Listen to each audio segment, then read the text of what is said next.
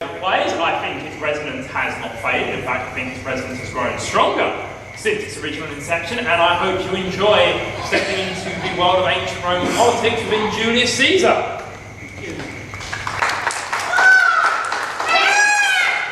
Home, you idle creatures, get you home! Is this a holiday? Speak, what trade art thou? Well, truly, sir, in respect of a fine workman, I am but, as you would say, a cobbler. Oh. What trade art thou? Answer me directly. A trade, sir, that I hope I may use with safe conscience, which is indeed, sir, a mender of bad souls. What trade, thou knave, thou naughty knave? What trade? Hey, I beseech you, sir, be not out with me. Yet if you be out, sir, I can mend you. What meanest thou by that? Mend me, thou saucy fellow. Why, cobble you, sir. Thou art a cobbler, art thou? I am indeed, sir, a surgeon to old shoes. When they are in great danger, I recover them. As proper men as ever trod upon neat's leather have gone upon my handwork. But wherefore art thou not in thy shop today? Why dost thou lead these men about the streets? Well, truly, sir, to wear out their shoes to get myself into my work. No, indeed, sir. We make a holiday to see Caesar and to rejoice in his triumph. Wherefore rejoice? What conquest brings he home? Oh, you had hard hearts, you cruel men of Rome. Knew you great Pompey? Many a time and oft have you climbed up to walls and battlements, to towers and windows, yea, to chimney tops. Your infants in your arms, and there have sat the livelong day with patient expectation to see great Pompey pass the streets of Rome. And when you saw his chariot but appear, have you not made an universal shout? And do you now call out a holiday that comes in triumph over Pompey's blood? Be gone! Go, good countrymen, and for this fault assemble all the poor men of your sort. Draw them to Tiber banks, and weep your tears into the channel, till the lowered stream do kiss the most exalted shores of all. Oh, fellas.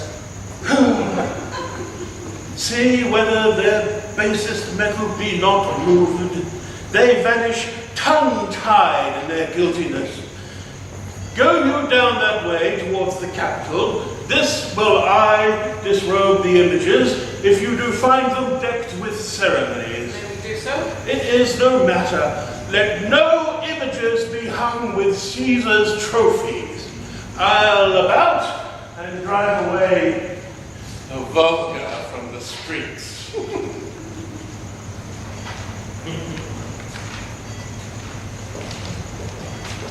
Calpurnia! Peace, sir!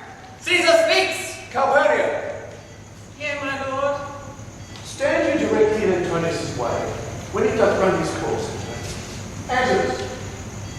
Caesar, my lord! Forget not, in your speed, Antonius, to touch Calpurnia, for our elders say, the Baron touched in this holy chase, shake off their skill. I shall remember.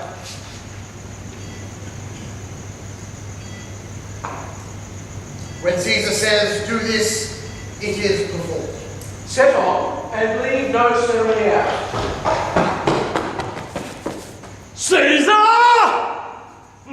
Of course! In every noise be still! Peace yet again! Who is in the press that calls me? I hear a tongue, shriller than all the music, cry, Caesar! Speak! Caesar is turned to hear. Beware the Ides of March. What man is that? A soothsayer bids you beware the Ides of March. Set him before me. Let me see his face. Fellow, come from the throng, look upon Caesar. What sayest thou now to me? Speak once again. Beware the Ides of March. Oh, he's a dreamer. Let us leave him. Ah.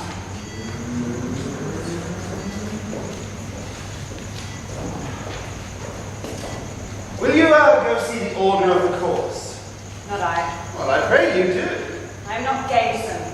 Let me not hinder, Cassius, your desires. I'll leave you. Oh, Brutus, I do observe you now of late. I have not from your eyes that gentleness and show of love as I was wont to have. You bear too stubborn and too strange a hand over your friend that does love you. Cassius, be not deceived if I veil my look. I turn the trouble of my countenance merely upon myself. Vexed I am of late with passions of some difference, conceptions only proper to myself, which give some soil perhaps to my behaviours. But let not, therefore, my good friend be grieved, among which number Cassius be you one, nor construe any further my neglect, than that poor Brutus with himself at war forgets the show of love to other men. And Brutus, I have much mistook your passion, by means whereof this breast of mine hath buried thoughts of great value, worthy commutations. Tell me, good Brutus, can you see your face? No, Cassius, for the eye sees not itself, but by reflection by some other thing. No, 'tis just. And it is very much lamented, Brutus, that you have no such mirror as will turn your hidden worthiness into your eye, that you might see your shadow. I have heard when many of the best of respect in Rome, except the mortal Caesar, speaking of Brutus and groaning under this ATO, have wished that noble Brutus had his eyes. Into what dangers would you lead me? Lead me, Cassius, that you would have me seek into myself for that which is not in me. Therefore, good Brutus, be prepared to hear, since you know you cannot see yourself for so well as by your reflection. I, your class, will modestly discover yourself, that of yourself which you yet not know. And not be jealous of me, gentle Brutus, were I a common laugher, or did use to stare with ordinary oaths my love to every new protester.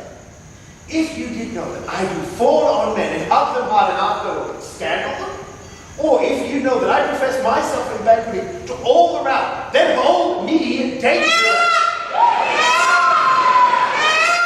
What means this shouting?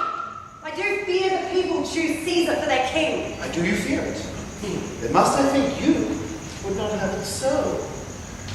I would not, Cassius, yet I love him well. But wherefore do you hold me here so long? What is it that you would impart to me? If it be aught toward the general good, set honour in one eye and death in the other, and I will look on both indifferently. For let the gods so speed me as I love, the name of honour more than I fear death. Oh, I know that virtue be in you, Brutus, as well as I do know your outward favour. Well, honour is the subject of my story. I cannot tell you what you and other men think of this life, but for my simple self, I had as a lief not be as lived to be in awe of such a thing as I myself. I was born as free as Caesar, and so are you. We have both fed as well, and we can both endure the winter's cold as well as he. He had a fever when he was in Spain, and when the fit was on him, I did mark how he did shake. 'Tis true, this god did shake his coward lips, did from their colour fly. And that same eye who bent off all the world did lose its lustre, although I did hear him groan nigh. That tongue of his that bade the Romans mark him and write his speeches in their books, alas, it cried, give me some dry drink, Titinius, I was a sick girl. Although ye gods, it doth amaze a man of such a feeble temper should so get the start of this majestic world and bear the palm alone. Another general shout. I do believe these applauses are for some new honours that are heaped on Caesar. My man, he doth bestride the narrow road like a colossus, and we, petty men, walk under his legs and peep about to find ourselves some dishonourable grave. Men at some time are masters of their fate, but the fault, dear Brutus, is not in our stars, but in ourselves, that we are underlings. Brutus and Caesar, what should be in that? Caesar. Why should that name be sounded more than yours? Write them together, yours is as fair a name. Sound them, doth become the mouth as well. Weigh them, it is as heavy. Conjure them. Brutus will start a spirit as soon as Caesar. Now, in the names of all the gods at once, upon what meat does this, our Caesar, feed that he has grown so great? Page, thou art shame. Rome, thou hast lost the breed of noble bloods. When wed there by an age since a great flood, but it was famed with more than with one man. When could they say now that talked of Rome that her wide walls encompassed but my one man? Now is it Rome indeed and room enough, for there is in it only but one man.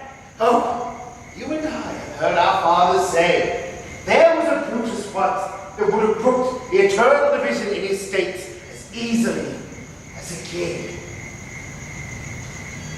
And you do love me, I am nothing jealous. What you would work me to, I have some aim.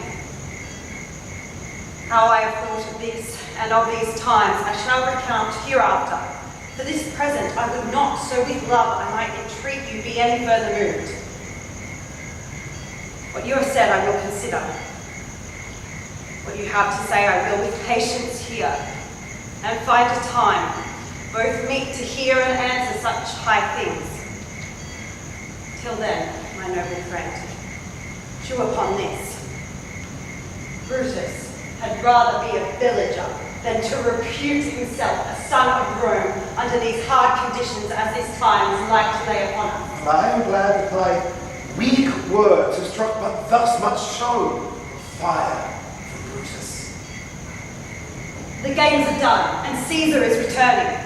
As they pass by, pluck Casca by the sea, but he will after his sour fashion tell you what hath proceeded worthy of note today. I will do so. But look you, Cassius, the angry Scot doth glow on Caesar's brow, and all the rest look like a chidden train. Calpurnia's cheek is pale, and Caesarso looks with such ferret and such fiery eyes as we have seen him in the capital being crossed in conference by some senators.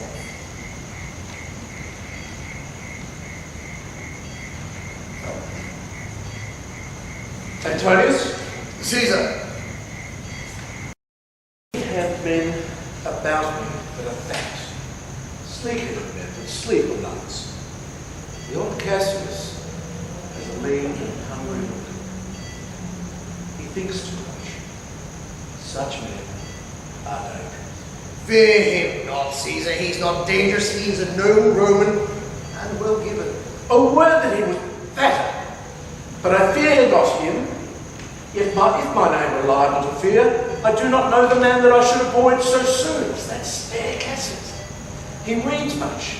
He's a great observer, and he looks quite through the deeds of men. He loves no plays, as you doth. And he hears no music. Seldom he smiles, and smiles in such a sort as if he mocked himself and scorned his spirit that could be moved to smile at anything. Such men as he are never at heart's ease, once they behold a greater than themselves, and therefore are they very young. I rather tell thee what is to be feared than what I fear, for I am always Caesar. Come on my right hand, for this ear is dead, and tell me what thou thinkest of me. You pulled me by the cloak. Would you speak with me? Fine, Casca, tell us what has chanced today that Caesar looks so sad. Why, there was a crown offered him, and being offered him, he put it by with the back of his hand thus, and then the people fell shouting. What was the second noise for? Why, for that too? They shouted thrice. What was the last cry for? Why, for that too? Was the crown offered him thrice? Aye, marry, was it? And he put it by thrice, every time gentler than other. And at every putting by, mine honest neighbours shouted. Who offered him the crown? Why? Ed, tell us the manner of it, gentle Casca. I cannot as well be hanged as tell the manner of it. It were mere foolery. I did not mark it. I saw Mark Antony offer him a crown. Yet it was not a crown neither, it was one of those coronets. And, as I told you, he put it by once. But, for all that, to my thinking, he would fain have had it. Then he offered it to him again, then he put it by again. But, to my thinking, He was very loath to lay his fingers off it.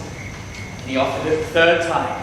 He put it the third time by, and still as he refused it, the rabblemen hooted and clapped their chapped hands and threw up their sweaty nightcaps and uttered such a deal of stinking breath because Caesar refused the crown that it had almost choked Caesar, for he swooned and fell down at it. And for mine own part, I durst not laugh, fear of opening my lips and receiving the bad air. But soft I pray you what?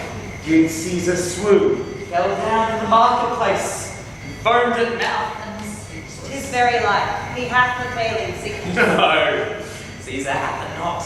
But you and I, an honest Casca. Oh, that's sorry. No, hath it not, but you and I, an honest Casca. No, we have the failing sickness. I know not what you mean by that. But I am sure Caesar fell down.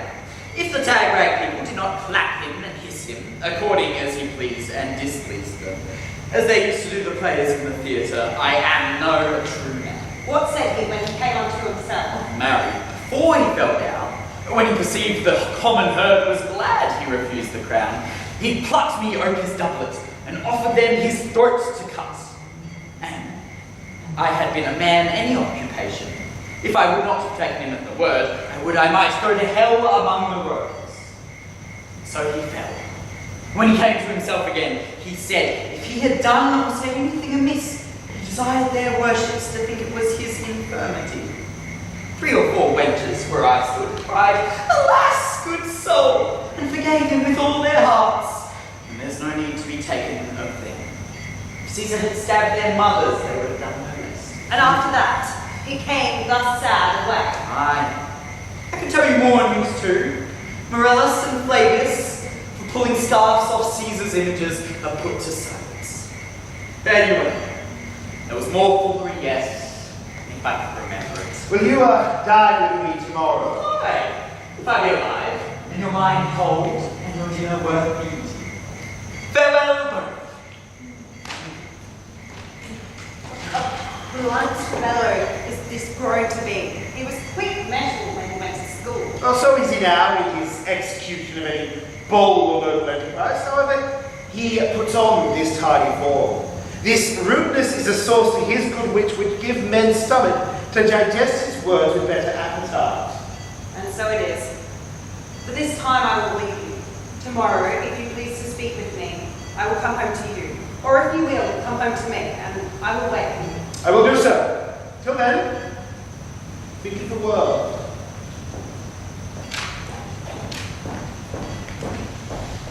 Well, Brutus, thou art noble. Yet I see thy honourable metal may be wrought from that it is disposed. Therefore it is meet that noble minds can ever keep with this light, from whoso firm that cannot be seduced. Caesar doth bear me hard, but he loves Brutus. If I were Brutus now, and he were Cassius, he should not humour me. I will this night, in several hands, in at his window, as if they came from several citizens, writing all tending to the great opinion that Rome holds of his name, wherein obscurely Caesar's ambition shall be glad stand. And after this, let Caesar seat him short, for we will shake him. The worst days endure.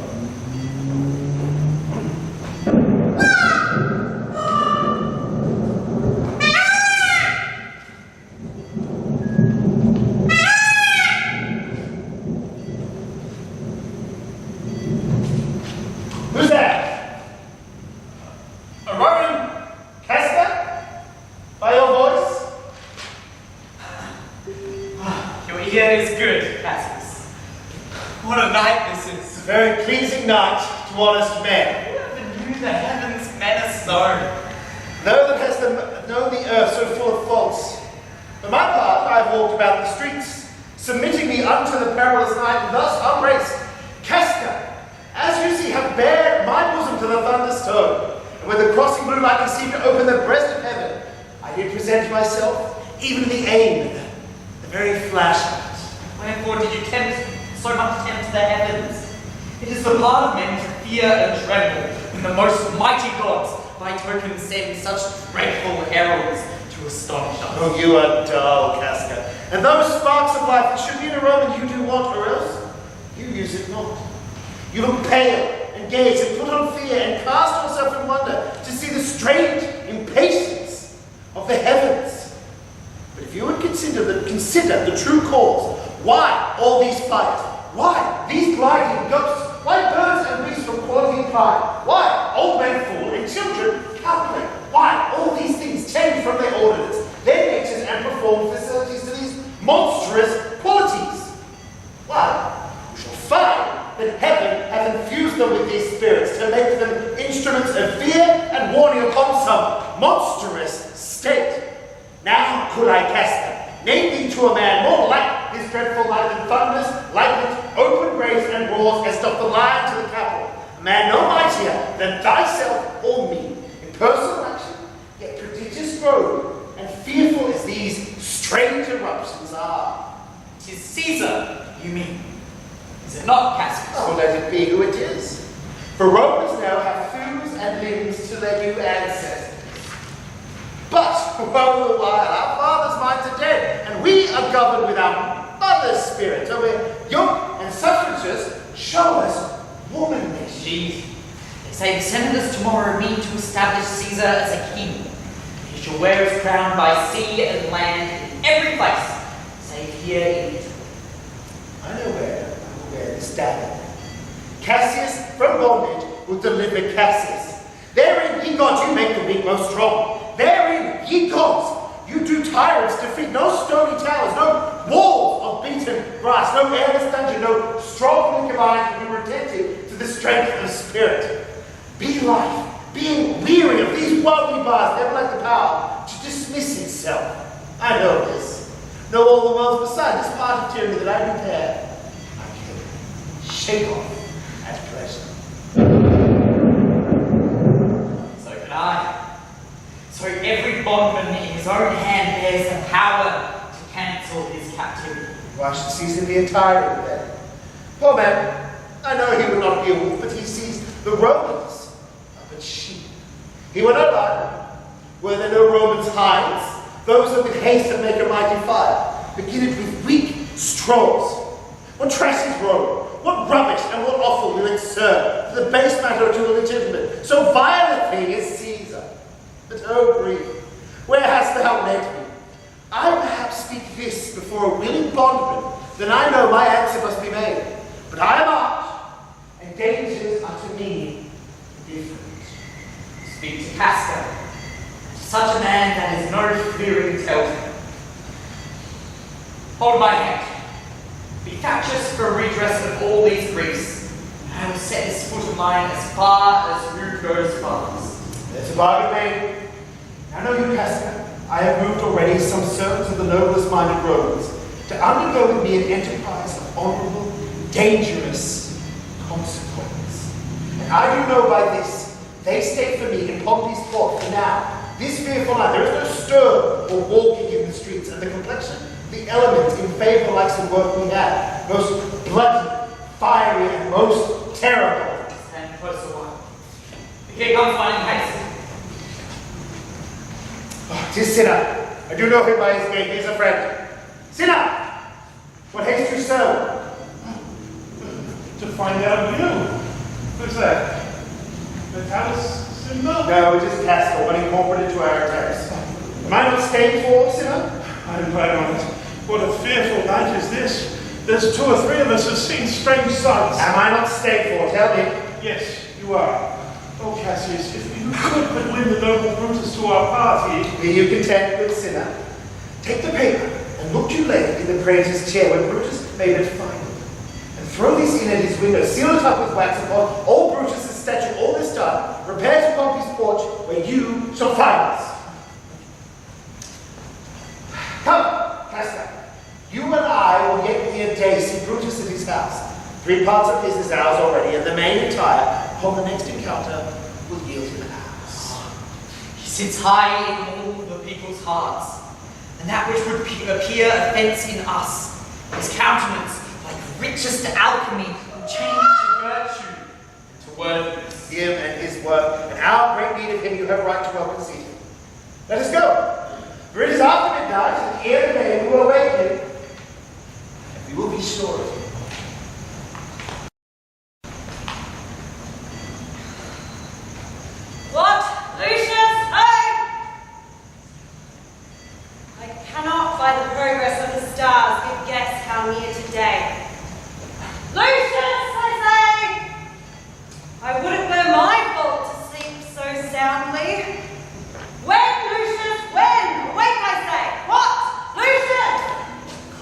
my lord.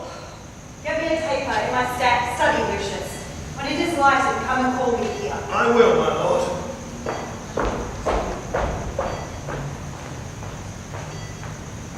It must be by his death. And for my part, I know no personal cause to spurn at him, but for the general, he would be crowned. How that might change his nature, there's the question. It is the bright day that brings forth the abbot, and that craves weary walking. Crown him, that, and then I grant we put a sting in him, that at his will he may do danger with. The abuse of greatness is when it disjoins remorse from power. And to speak truth of Caesar, I have not known when his affection swayed more than his reason. But 'tis a common proof that lowliness is young ambition's ladder, whereto the climber upward turns his face. But when he once attains the utmost round, he then unto the ladder turns his back, looks in the clouds, scorning the base degrees by which he did ascend. So Caesar may, then lest he may prevent. And since the quarrel will bear no colour for the thing he is, fashion it thus, that what he is augmented would run to these and these extremities. And therefore, think him as a serpent's egg, which hatched would, as his kind, grow mischievous and kill him in the shell. The taper burneth in your closet, sir. Searching the window for a flint, I found this paper, thus sealed up, and I am sure it did not lie there when I went to bed. Get you to bed again. It is not day. It is not tomorrow, boy, the Ides of March. I know not, sir. Look at the calendar, prove me word. I will, sir.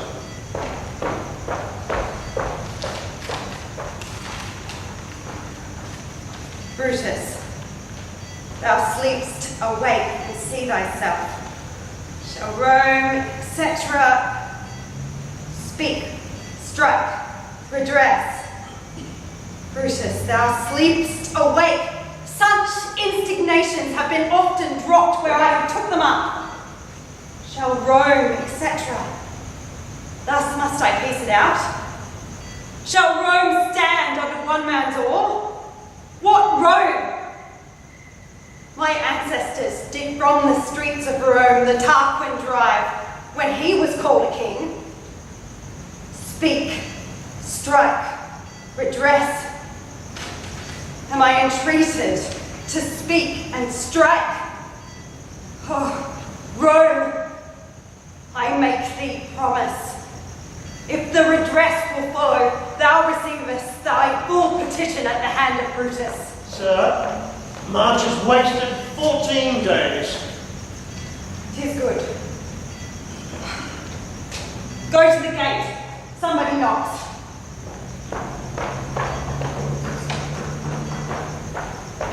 Since Cassius first did whet me against Caesar, I have not slept. Between the acting of a dreadful thing and the first motion, all the interim is like a phantasma or a hideous dream. The genius and the mortal instruments, and then in council in the state of man, like to a little kingdom, suffers then the nature of an insurrection. Sir, it is your brother Cassius at the door who doth desire to see you. Is he alone? No, sir, there are more with him. Do you know them? No, sir, their hats are plucked about their ears, and half their faces are buried in their cloaks, and by no means I may discover them by any mark of favour. Let them enter. They are faction. Oh, conspiracy. Shamest thou to show thy dangerous brow by night, when evils are most free? Oh, then by day, where wilt thou find a cavern dark enough to mask thy monstrous visage? Seek none conspiracy. Hide it in smiles and affability. For if thou path thy native semblance on, not Erebus itself were dim enough to hide thee from prevention. Oh, good borrow, Brutus. Do we trouble you? I've been up this hour, awake all night. Know I these men that come along with you? Oh, yes, every man of them, and no man here, but honest you. And everyone doth wish you had the opinion of yourself, which every noble Roman bears in you. This is Julius, this Casca, this Cinna, and this is Metellus Cinna. They are all welcome. What watchful cares do we suppose themselves betwixt your eyes and mine? Shall I, entreat a word? Here lies the east. Doth not the day break here? No. Pardon, sir. Give me your hands, all over, one by one. And let us swear our resolution. No, not an oath. If not the face of men, the sufferance of our souls, the times of use. If these be motives weak, break off betimes, and every man hence to reside abed. So let high-sighted tyranny rage on, till each man drop by lottery. But if these, as I am sure they do, bear fire enough to kindle cowards, and to steal with valour the melting spirits of women, then, countrymen, what need we any spur but our own cause to prick us to redress? What other bond than secret Romans that have spoken the word and will not counter? And what other oath than honesty to honesty engaged, that this shall be, or we will fall for it? Swear, priests and cowards and men catterless, old feeble carrions and such suffering souls that welcome wrongs, unto bad causes swear. Such creatures as men doubt, but do not stain the even virtue of our enterprise, nor the insuppressive metal of our spirits, to think that or our cause or our performance did need an oath. When every drop of blood that every Roman bears, and nobly bears, is guilty of a several bastardy, if he do break the smallest particle of any promise that hath passed from him. What of Cicero? Shall we sound him? I think he should stand very strongly with us. Oh, let us have him, for his silver hairs will purchase us a good opinion, and by men's voices to commend our deeds. It shall be said, his judgment ruled our hands. Our youths and wildness shall no whit appear, but all be buried in his gravity. Oh, name him not. Let us not break with him, for he will never follow anything that other men began. Then leave him out. Shall no man else be touched, but only Caesar? Mark Antony, so well beloved of Caesar, should outlive Caesar, we shall find him the Struve contriver. And you know his means, if he improve them, may well stretch so far as to annoy us all, which to prevent that Antony and Caesar fall together. Our cause will seem too bloody, pious Cassius, to cut the head off and then hack the limbs, like wrath and death and envy afterwards. For Antony is but a limb of Caesar. Let us be sacrifices, but not butchers, Caius. We all stand up against the spirit of Caesar, and in the spirit of men there is no blood. Oh, that we then could come by Caesar's spirit and not dismember Caesar. But alas, Caesar must bleed for it. And gentle friends, let's kill him boldly, but not wrathfully. Let our hearts, as subtle masters do, stir up their servants to an act of rage, and after seem to chide them. This shall make our purpose necessary, and not envious, which so appearing to the common eyes, we shall be called purgers, not murderers. And for Mark Antony, think not of him, for he can do no more than Caesar's arm when Caesar's head is on. Yet I fear him. Alas, good Cassius, do not think of him. If he loves Caesar, all that he can do is to himself take thought and die with Caesar. And that were much he should, for he is given to sports, to wildness, and much company. There is no fear in him. let it not die, for he will live and laugh about this hereafter.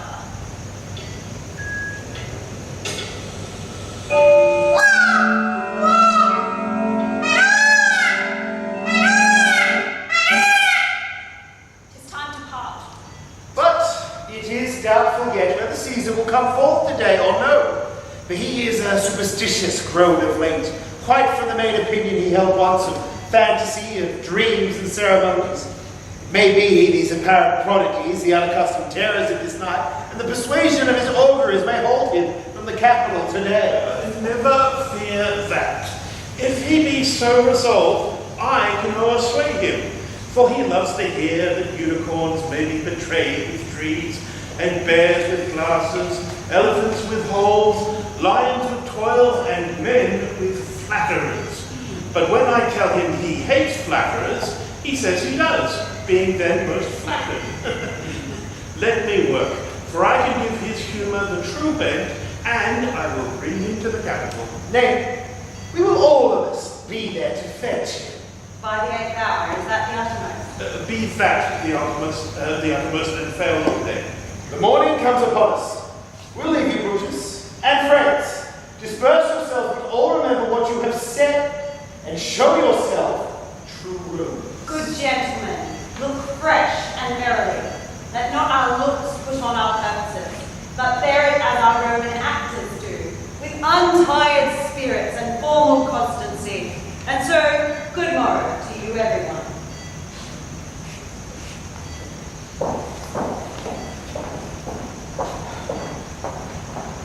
Boy! Lucius! Fast asleep, no matter. Brutus, my lord. Portia.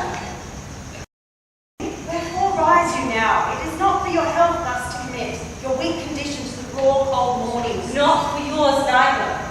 You ungently, Brutus, stole from my bed, and yesterday night at supper, you suddenly arose, walked about, musing and sighing, arms across. And when I asked you what the matter was, you stared upon me with ungentle looks. I urged you further, then you scratched your head, and too impatiently stamped with your foot. Yet I insisted, yet you answered not. But with an angry wafture of your hand, gave sign for me to leave you, so I did, fearing to strengthen that impatience which seemed to enkindle, and withal hoping it was but an effect of the humour, which sometime hath with every man. It will not let you eat, nor talk, nor sleep. Could it work so much upon your shape as it hath prevailed on your condition, I should not know you. Brutus, dear my lord, make me acquainted with what your cause of grief. I am not well in health, and that is all. Brutus is wise, and were he not in health, he would embrace the means to come by it. Why, so I do. Good Portia, go to bed. Is Brutus sick? And is it physical to walk unbraced and suck up the humours of the dank morning? What? Is Brutus sick, and would he steal out of his wholesome bed to dare the vile contagion of the night and tempt the roomy and unpurged air to add unto his sickness? No. My Brutus, you have some sick offence within your mind, which, by right and virtue of my place, I ought to know of. And upon my knees I charm you, by my once commended beauty, and by all the vows of love, and that great vow which did incorporate us and make us one, that you unfold to me yourself, your heart. Why are you heavy? And what men tonight have had to resort to you? For here have been some 6 or 7 who did hide their faces even from darkness. Kneel not, gentle Portia. I should not need if you were gentle, Brutus. Within the bond of marriage, tell me, Brutus, is it accepted that I should know no secrets that appertain to you? You are my true and honourable wife, as dear to me as the ruddy drops that visit my sadler heart. If this were true, then I should know this secret. I grant I am a woman, but a woman withal, that Lord Brutus took to wife. I grant I am a woman withal, but a woman well reputed, Cato's daughter. Think you I am no stronger than my sex,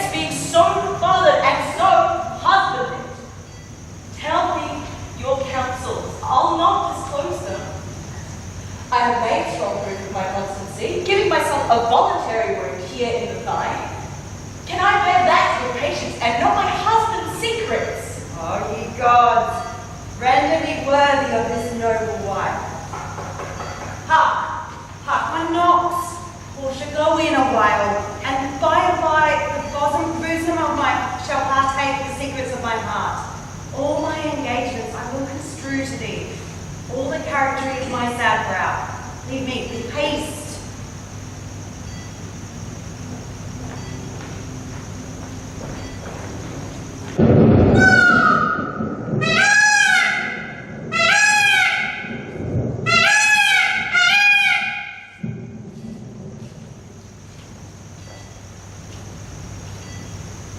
Nor heaven nor earth have been at peace tonight. Thrice hath Calpurnia in her sleep cried out, "Help ho, they murder Caesar!" Good within. My lord? Go bid the priests do present sacrifice and bring me their appearances. I will, my lord. For to mean you, Caesar, think you to walk forth, you shall not stir out of your house today. Caesar shall. Caesar, I never stood on ceremonies, yet now they frighten me. There is one within, besides the things that we have heard and seen, recounts most horrid sights seen by the watch. Graves have yawned, and yielded up their dead. The noise of battle hurtled in the air. The horses did neigh, and dying men did groan, and ghosts did shriek and squeal about the streets. Oh, Caesar, these things are beyond all use, and I do fear them. What can be avoided whose end is purposed by the mighty gods? Yet Caesar shall go forth, for these predictions are to the world in general, as to Caesar. The augurs would not have you stir forth today, sir? The gods do this in shame of cowardice. No, Caesar shall not. Danger knows full well that Caesar is more dangerous than he. We are two lions littered in one day, and I, the elder and more terrible, and Caesar shall go forth. Alas, my lord, do not go forth today. We'll send Mark Antony to do the Senate House, and he shall say you are not well today. Mark Antony shall say I'm not well, and for thy humour I will stay at home. Dear sinner, he shall tell them so. Caesar, all hail, good morrow, worthy Caesar. I come to fetch you to the Senate House.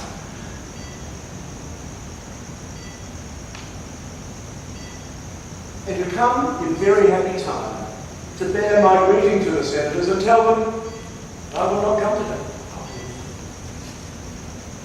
Say he is sick. Shall Caesar send a lie?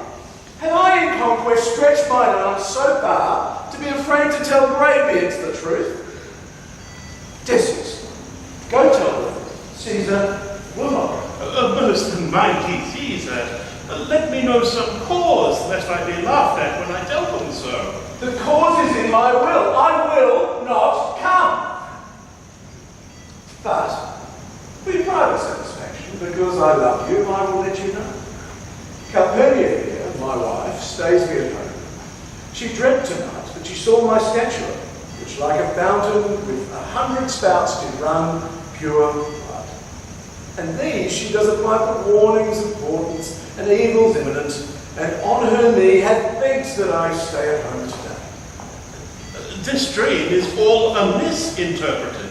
It was a vision fair and fortunate. Your statue, spouting blood in many pipes, signifies that from you great Rome shall suck reviving blood. This is Calpurnia's dream signifying. And this way have you well expounded. I have. When you have heard, I can say, and know it now. The Senate have concluded to give this day a crown to mighty Caesar. If you shall send them word you will not come, their minds may change. Pardon me, Caesar, for my dear love to our proceeding bids me tell you this, and reason to my love is liable. How foolish do your fears seem now, Calpurnia? I'm ashamed I didn't answer.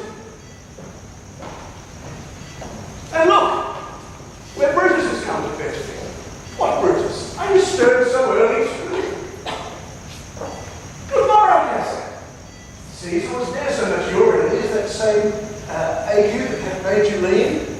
What are you struck of? Caesar, 'tis struck an 8. I thank you for your pains and courtesy. See? Antony! That revels longer nights is notwithstanding our good tomorrow, Antony! So to most noble Caesar.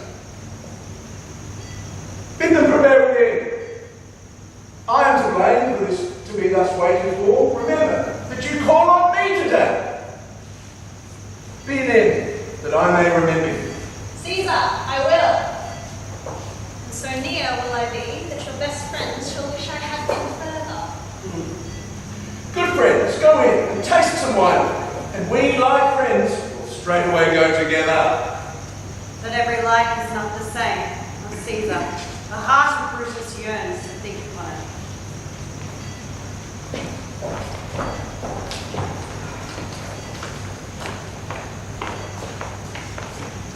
I pray thee, boy, run to the Senate house, stay not to answer me, but get thee gone. Why dost thou stay? To know my errand, madam. I would have had thee here and there again, ere I tell you what thou shouldst do there. Constancy be strong upon my side, set a mountain between my heart and tongue. I have a man's mind, but a woman's mind. How hard it is for women to keep counsel. Art thou here yet? Madam, what shall I do? Run to the capital and nothing else? And so I will return to you and nothing else. Yes. Bring me word, boy, if thy lord look well, for he went sickly forth. And take good note, what Caesar doth, what suitors press to him. Hark, boy, what noise is that? I hear none, madam. I prithee, listen well. I heard a bustling rumour like a fray. I must go in. Ay me, how wicked thing the heart of a woman is. Brutus, heaven speed thee in thy enterprise. Sure, the boy heard me. Brutus has a suit that Caesar will not grant. I grow faint. Run, Lucius, and commend me to my lord. Say I am married. Come to me again and bring me word of what he doth say to thee.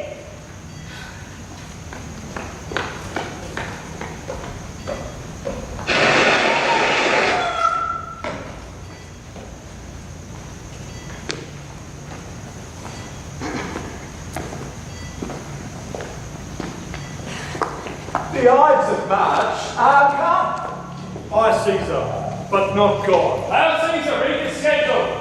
Trebonius doth desire you to read at your best leisure this his humble suit. Oh Caesar, read mine first. Mine's a suit that touches Caesar nearer. What touches us ourselves shall be last served. Dearly not, Caesar, read it instantly. What? Is the fellow mad? Zero, give place. Casca, be sudden, but we fear prevention. Brutus, what shall be done? If this be known, Cassius Sicilian never shall turn back, for I shall slay myself. Cassius, be constant. For look, he smiles, and Caesar doth not change. Trebonius knows his time. For you, look out, Brutus, he draws Mark Antony out of the way. And Casca, you are the first that rears your hand. Are we ready? What is now amiss that Caesar and his Senate must redress? Most high, and most mighty, and most puissant Caesar, Metellus Simba throws before thy seat an humble heart. I must prevent these, Simba, these couchings and these lowly courtesies might fire the blood of ordinary men, and then turn preordinance and first degree into the law of children. But not fond, be not fond, to think that Caesar bears such rebel blood that will be thawed from the true quality. With that which melteth fools, I mean sweet words, crooked courtesies, and base spaniel fawning. Thy brother, by decree, is banished. If thou dost bend and pray and fawn for him, then I spur thee like a cur out of my way. No, Caesar doth not wrong, nor without cause will he be satisfied. Is there no voice more worthy than my own to sound more sweetly in great Caesar's ear for the repealing of my banished brother? I kiss thy hand, What? but not in flattery, Caesar, desiring thee that Publius Simba may have an immediate freedom of repeal. What? Brutus? Pardon, Caesar. Caesar pardon as low as thy foot does Cassius fall to make enfranchisement for Publius Caesar. I could be well moved if I were as you. If I could pray to move, prayers would move me. But I am constant as the northern star, of whose true, fixed and resting quality there is no fellow in the firmament. The skies are painted with unnumbered sparks. They are all fire, and every one of them doth shine, but there's but one in all doth hold his place. So in the world, 'tis furnished well with men, and men are flesh and blood and apprehensive. Yet in the number I know but one that unassailable holds his rank, unshaked by motion, and that I am he. Let me a little show it even in this, that I was constant Simba should be banished, and constant to remain to keep him so. Oh, Caesar! Hence, wouldst thou lift up Olympus? Doth not Brutus bootless sneer? Speak, hands for me.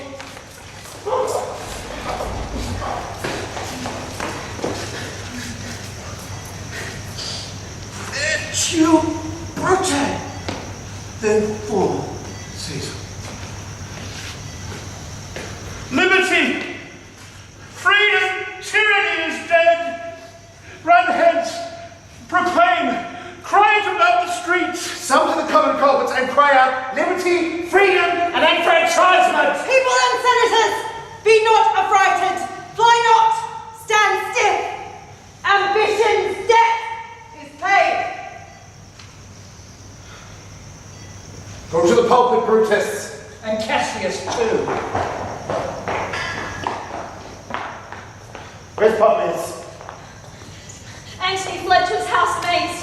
Men, wives, and children stare, cry out and run as if it were doomsday. Fate, we will know your pleasure, that we shall die, we know. 'Tis but the time. What? He that cuts off 20 years of life cuts off so many years of fearing death. Grant that, and then is death a benefit. So are we Caesar's friends that have abridged his time of fearing death. Stoop, Romans, stoop, and let us bathe our hands in Caesar's blood, up to the elbows, and besmear our swords. Then walk we forth even to the marketplace, and waving our red weapons over our heads, let's all cry, peace, freedom, and liberty! Stoop then, and wash. How many ages hence shall this our lofty scene be acted out, in state, unborn in accents, yet unknown? How many times shall Caesar's bleed in sport, that now on Pompey's basis lies along, no worthier than the dust? So oft as that shall be, so oft that shall there not be called upon that men that gave their country liberty. Brutus shall lead, and we with his gracious guild, with the most boldest and the best hearts of Rome. Stop! Who comes here? A friend of Antony's. Thus, Brutus, did my master bid me yield. Thus did Mark Antony bid me fall down, and being prostrate, thus he bade me to say, Brutus is noble, wise, valiant, and honest. Caesar was mighty, bold, royal, and loving. Say I love Brutus, and I honor him. Say I feared Caesar, honored and loved him. If Brutus will vouchsafe that Antony may safely come to him, and be resolved how Caesar hath deserved to lie in death, Mark Antony shall not love Caesar dead so well as Brutus living, but will follow the fortunes and affairs of noble Brutus, thorough hazards of this untrod state with all true faith. So says my master Antony. Thy master is a wise and valiant Roman. I never thought him worse. Tell him, so please him come to this place, he shall be satisfied, and by my honour depart untouched. I know that we shall have him well to friend. Oh, I wish we may, but yet I have a mind that fears him much, and my misgivings still fall shrewdly to this purpose.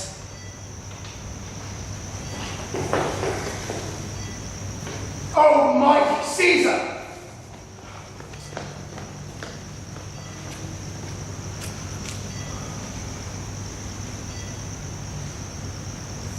well. I know not, gentlemen, what you intend.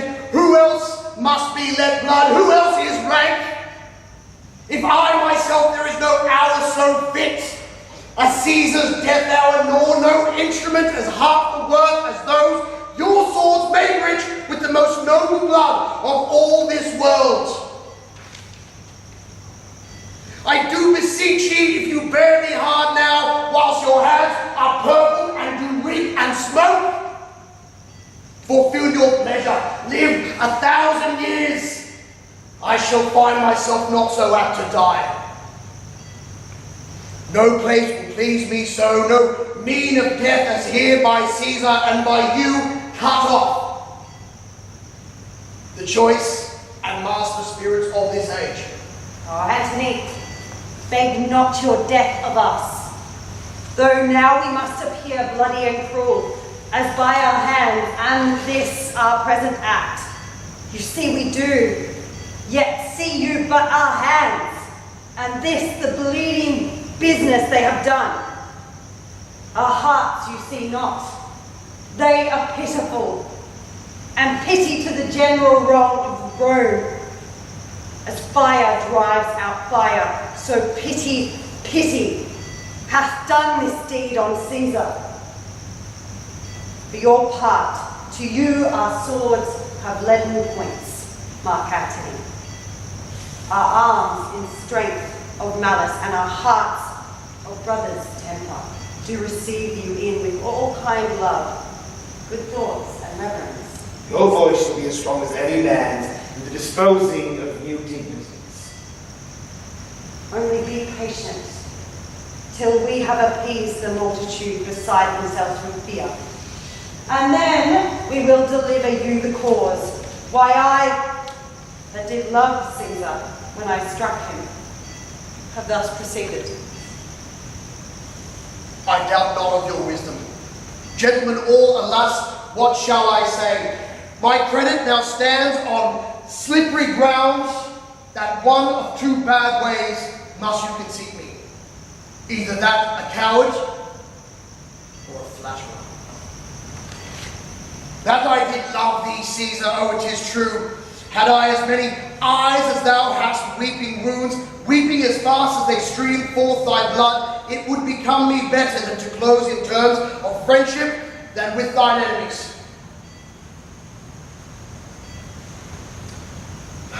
Pardon me, Julius.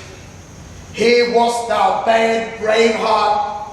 Here didst thou fall, and here thy hunter stands, signed in the spoil and crimson of thy leave. Sire, whole world, thou wast the forest to this heart.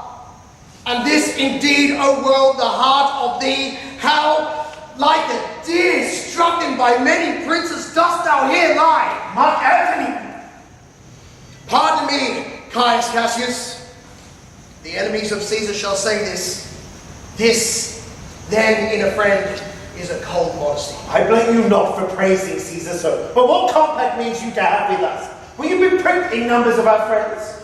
Or shall we on and not depend on you?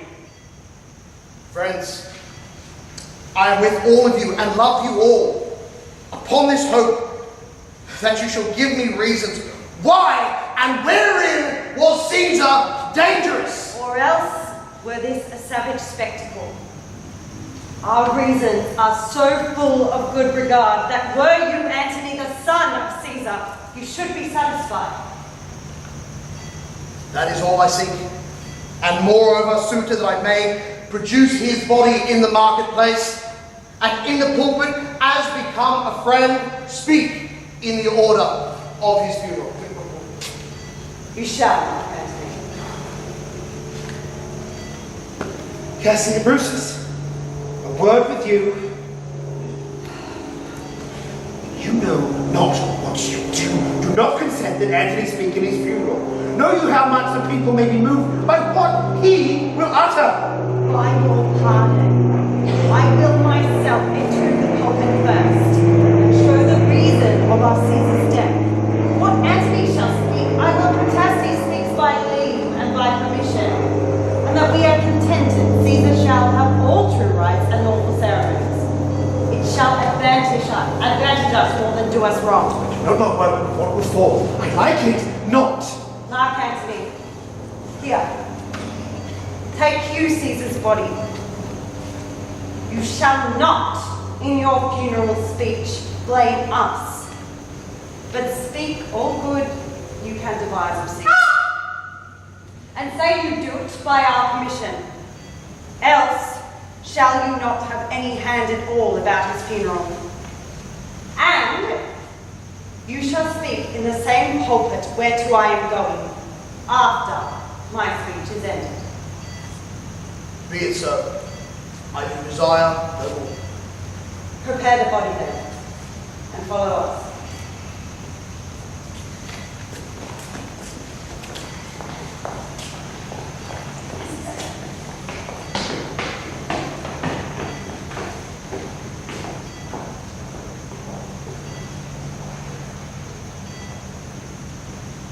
Oh, pardon me, oh leading piece of earth, that I am meek and humble with these butchers.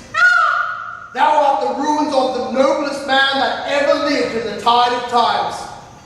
Woe the hand that shed this costly blood over thy wounds now I do prophesy, which like dumb mouths do open their ruby lips to beg the voice of utterance of my tongue. A curse shall light upon the limbs of men, domestic fury and fierce civil strife shall cover all parts of Italy. Blood and destruction shall be so in use, and dreadful objects so familiar that mothers shall smile when they behold their infants quartered with the hands of war. All pity choked with custom of fell deeds, and Caesar's spirit shall raging for revenge with Arte by his side come hot from hell. Shall in these confines of a monarch's voice cry havoc, and let slip the dogs of war, that this foul deed shall smell above the earth with carrion men groaning for burial.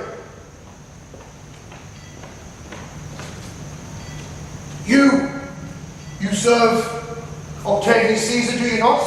I do, Mark Antony. Caesar did write for him to come to Rome. He did receive his letters and is coming. He lies tonight within 7 leagues of Rome.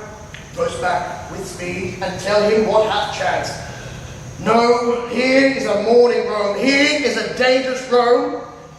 No Rome of safety for Octavius yet.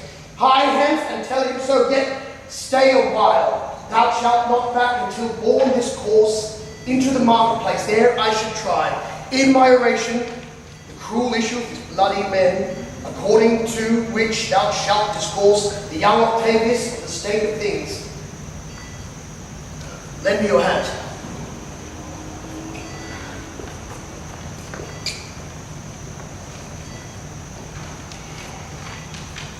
Okay, ladies and gentlemen, we'll be taking a brief 10-minute interval to get everyone cleaned up, and we will be resuming when Brutus takes the balcony.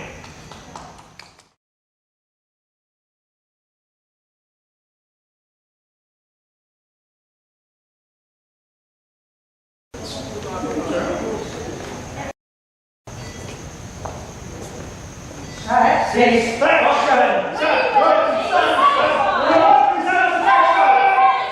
And follow me, and give me audience, friends.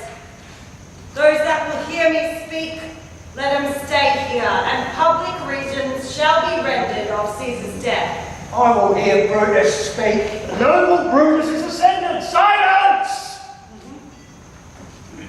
Be patient till the last. Romans, countrymen, lovers, hear me for my cause, and be silent, that you may hear. Believe me, for mine honour, and have respect to mine honour, that you may believe. Censure me in your wisdom, and awake your senses, that you may the better judge. If there be any in this assembly, any dear friend of Caesar's, to him I say that Brutus Brutus's love to Caesar was no less than his. If then that friend demands why Brutus rose against Caesar, this is my answer. Not that I loved Caesar less, but that I loved Rome more. Had you rather Caesar were living and die all slaves, than that Caesar were dead to live all free men? As Caesar loved me, I weep for him. As he was fortunate, I rejoice at it. As he was valiant, I honor him. But as he was ambitious, I slew him. There is tears for his love, joy for his fortune, honor for his valor, and death for his ambition. Who is here so base that would be a bondman? If any speak, for him I have offended.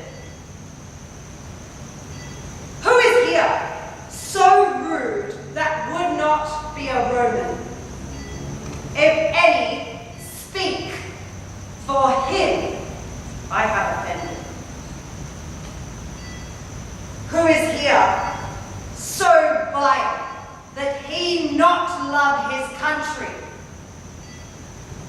If any speak, for him I have offended. I pause for a reply.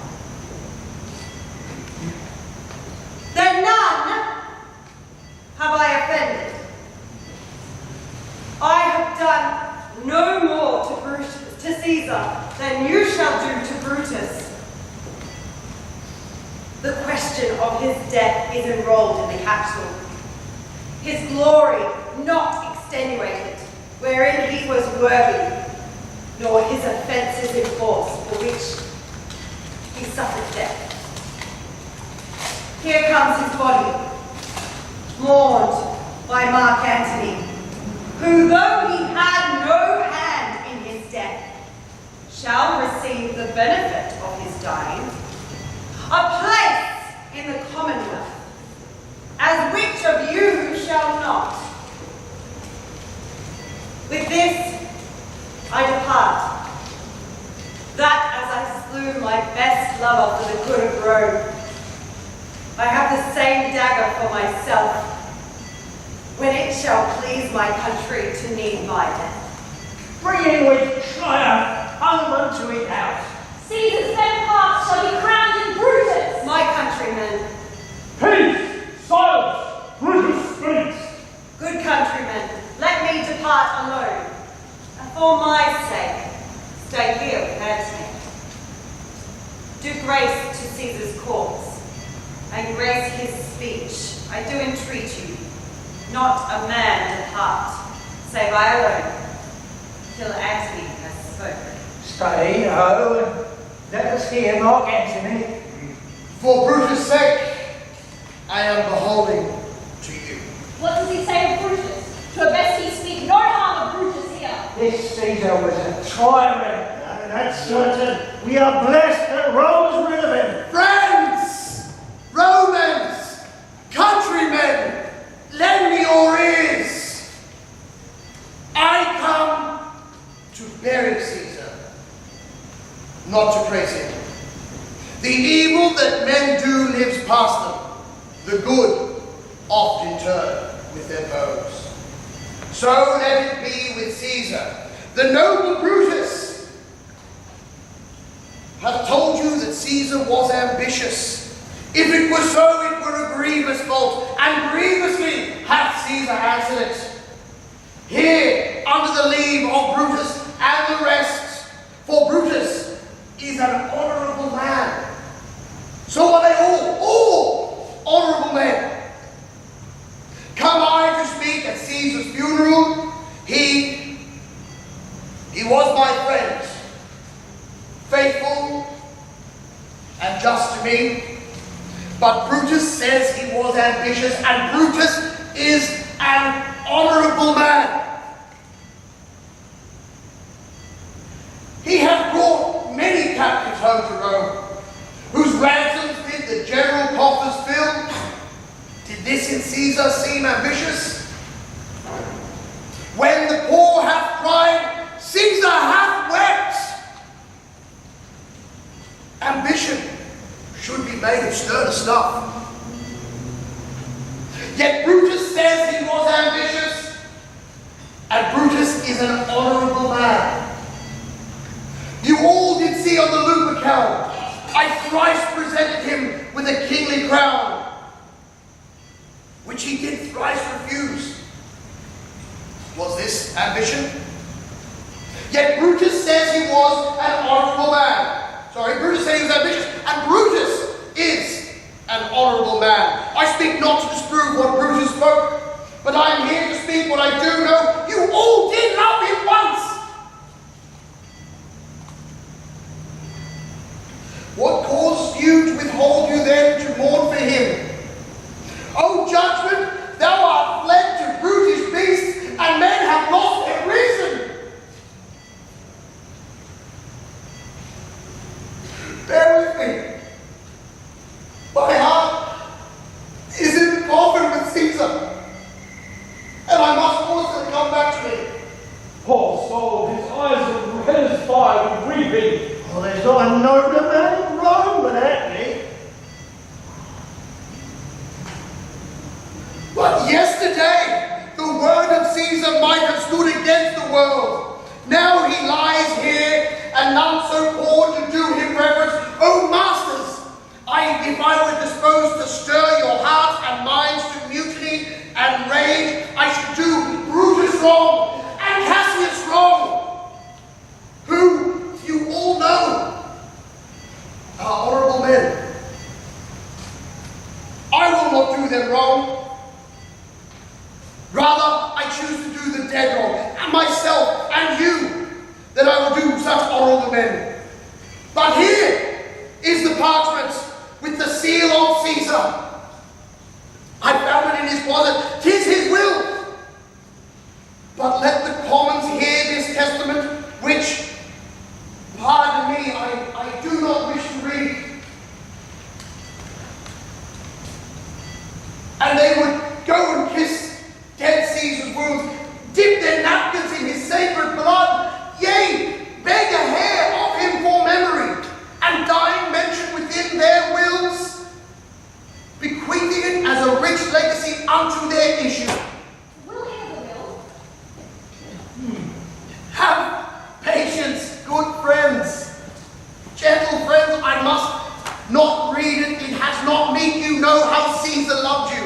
You are not wood, you are not stones, but men. And being men, bearing the will of Caesar, it will inflame you, it will make you mad. 'Tis good you know not that you are his heirs. For if you should, what would come of it? Read the will. We'll hear it, Antony. Will you be patient? Will you stay a while?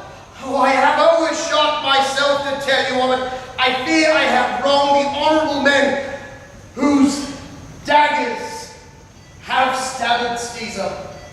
I do fear it. They were traitors. Murderers. The will. Read the will. You will compel me to read the will? Then make a ring around the corpse of Caesar, and let me show you him that made the will. Shall I descend? Will you give me leave? Come down!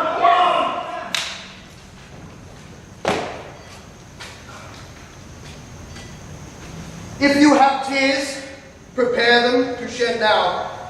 All of you know this mantle. I remember the first time ever Caesar put it on. 'Twas a summer evening in his tent. The day he overcame in every eye. Look at this place that ran Cassius' dagger through. See the rent that the envious Casca made through his well-loved and beloved Brutus stabbed. And as he plucked his cursed steel away,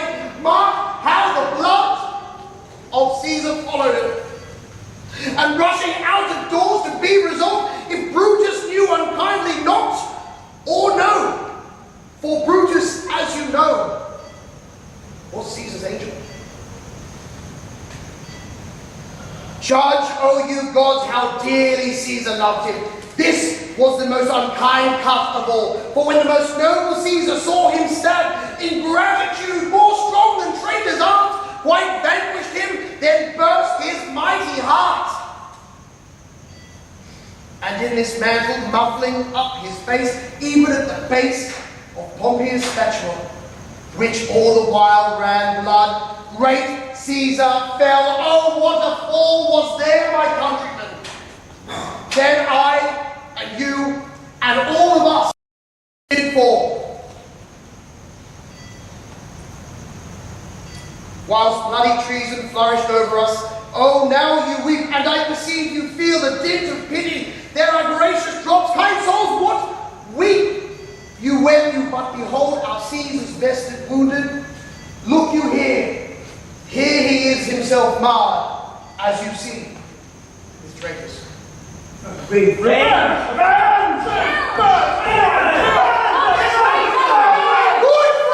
sweet friends! Let me not stir you up to such a sudden flood of mutiny. They have done this deed and are honourable.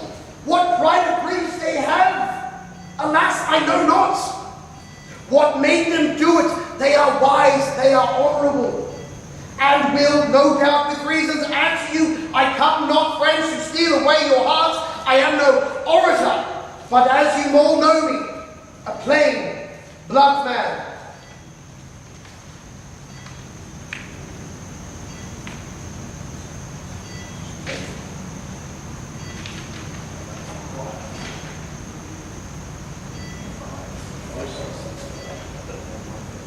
That love, my friend, and that they know full well that gave me public leave to speak of him. For I have neither wit, nor words, nor worth, action, nor utterance, nor the power of speech to stare men's blood. I only speak right on. I tell you that which you yourselves do know. Show you sweet Caesar's wounds, poor, dumb mouths, and bid you to speak for me. But were I Brutus, and Brutus Antony, they were an Antony would ruffle up your spirit, put a tongue in every wound of Caesar, should move the stones of Rome, and rise to mutiny. We'll burn the house of Brutus. Yes, hear me, countrymen. Yes, hear me speak. Why, friends, you do go and know not what, wherein hath Caesar thus deserved your loves. Alas, you know not. I must tell you of them. You have forgot the will I told you of. Here is the will, and under Caesar's seal, to every Roman citizen he gives. To every several man 75 drachmas. Moreover, he hath left all his walks, his private arbours, his new planted orchards. This side of the Tiber he's left them to you all. And to you, the heirs for ever common pleasures, to walk abroad, to recreate yourselves. Here was a Caesar. When comes such another? Never. Come, away. We'll burn his body in the sacred place, and with the brands, fire the traitors' houses. Take up the body.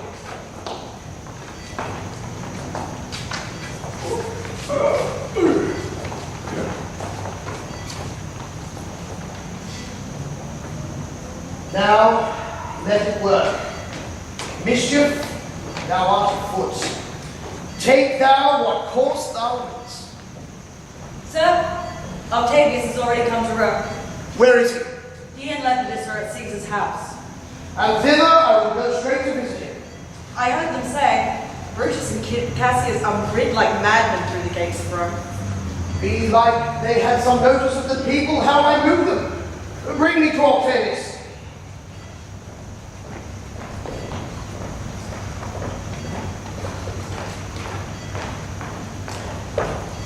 Stand home! If the word hard, stand! What now, Lucius? Is Cassius here? He is at hand, and Pindarus has come to do you salutation from his master. He greets me well. Your master, Pindarus, in his own change or by ill offices, hath given me some wish things done under. But if he be at hand, I shall be satisfied. I do not doubt, but then my more noble master will appear, such as he is, full of regard and honour. He is not doubted. A word, Lucius. How he received you. Let me give result. With courtesy and with respect enough, but not with such familiar instances, nor with such free and friendly conference as he had used of old. Thou hast described a hot friend cooling. Ever note, Lucius, when love begins to sicken and decay, it useth an enforced ceremony. There are no tricks in plain and simple faith, but hollow men, like horses, hot at hand to make gallant show and promise of their mettle. But when they should endure the bloody spur, they fall their crests, and like deceitful jade sink in the trial. Come to Zion. They mean this night in Sardis to be quartered. The greater part, the horse in general, are come with Cassius. Ah, he has arrived. Most noble brother, you have done me wrong. Judge me, you gods. Wrong I mine enemies, and if not so, how shall I wrong a brother? Brutus, this sober form of your life wrong. When you do... Cassius, be content. Speak your griefs softly. I do know you well.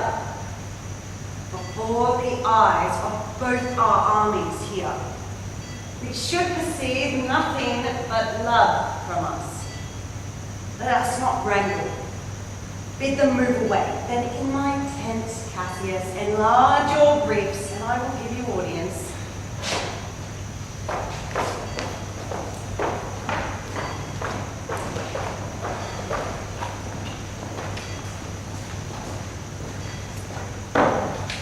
You have done wrong appears in this. You have condemned and noted Lucius Pelia for taking bribes here of the silent, wherein my letter praying on his side because I knew the man was what, signed off? You're wrong. You wronged yourself to write in such a case. In such a time as this, it does not mean that every knight of fence should bear his commitment. Let me tell you, Cassius, you yourself are much condemned to have an itching palm, to sell and march your offices for gold to undeserving. Oh, an itching palm. You know that you are Brutus that speaks of this, or by the gods, this speech would be your last. The name of Cassius honours this corruption, and chastisement doth therefore hide his head. But chastisement! Remember, March, the Ides of March, remember, did not great Julius bleed for justice' sake? What villain touched his body that did stab and not for justice? What, shall one of us that struck the foremost man of all this world, but for supporting robbers, shall we now contaminate our fingers with base bribes, and sell the mighty space of our large honours for so much trash as may be grasped thus? I had rather be a dog and bay at the moon than such a Roman. Brutus, bay not me, I'll not endure it. No, you forget yourself to hedge me in. I am a soldier. I alter and practice able of myself to make conditions. Go to, you are not, Cassius. I am. I say you are not. Oh, urge me not more. I shall forget myself. Have in mind your help. Cannot mean further. Hear me, for I will speak. Must I give way and room to your rash collar? Shall I be frightened when madmen stare? Oh, ye God, must I endure this? All this, I more. Fret till your proud heart breaks. Go show your slaves how choleric you are, and make your bondmen tremble. Must I blush? Must I observe you? Must I stand and crouch under your testy humour?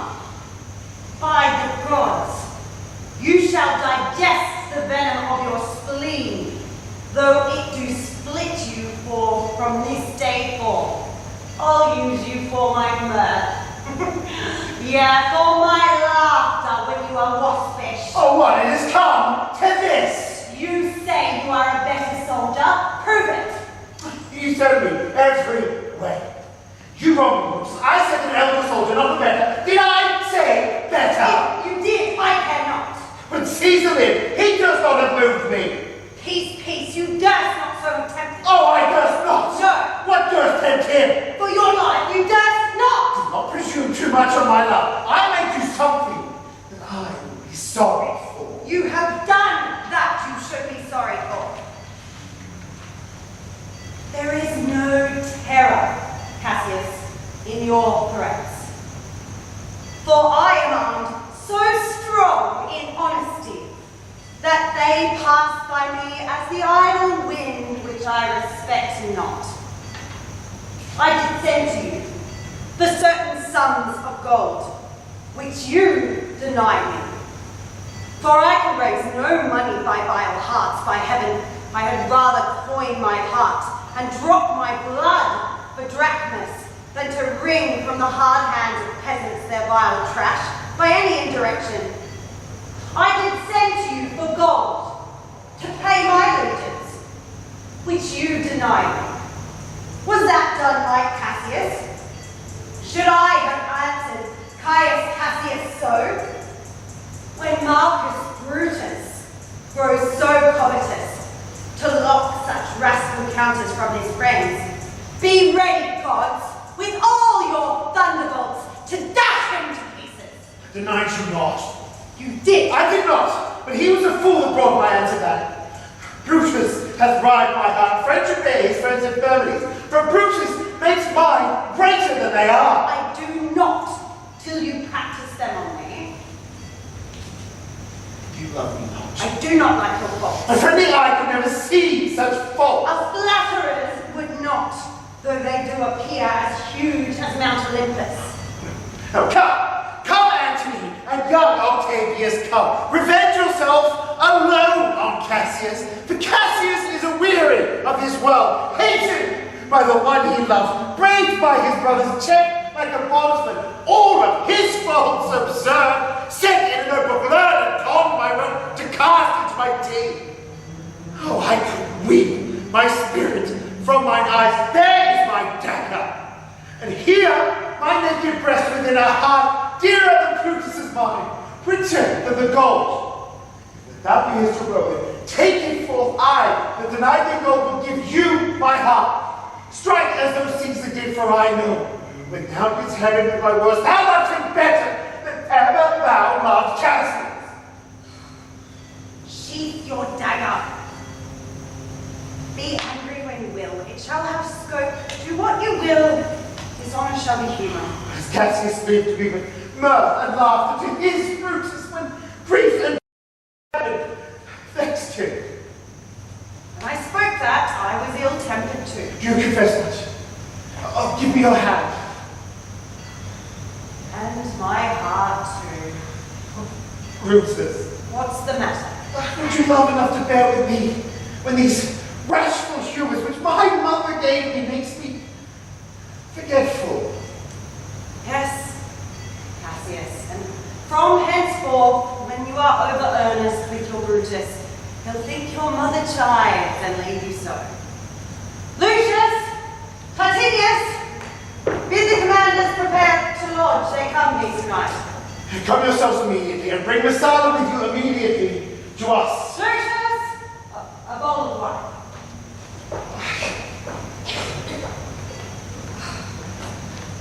I did not think you could be so angry. Cassius, I am sick of many groups. Your philosophy you make no use. You give place to such accidental evils. No man bears sorrow better. Portia is dead. Portia, She is dead. how escaped I killing? When I caused you so?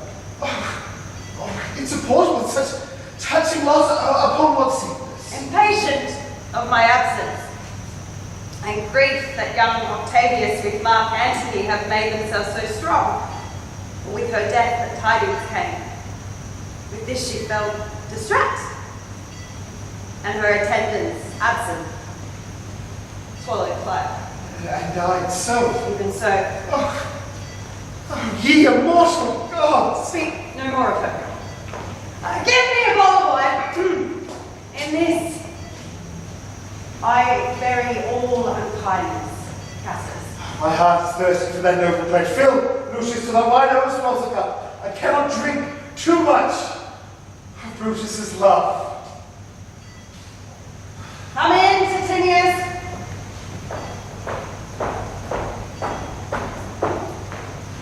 Welcome, good Messala. Now sit me close about this table here, and call in question our necessities. Portia, art thou gone? No more, pray you. Messala, I have here received letters that young Octavius and Mark Antony come down upon us with a mighty power, bending their expedition towards Philippi. Myself have letters of the self-same tenor, With what addition?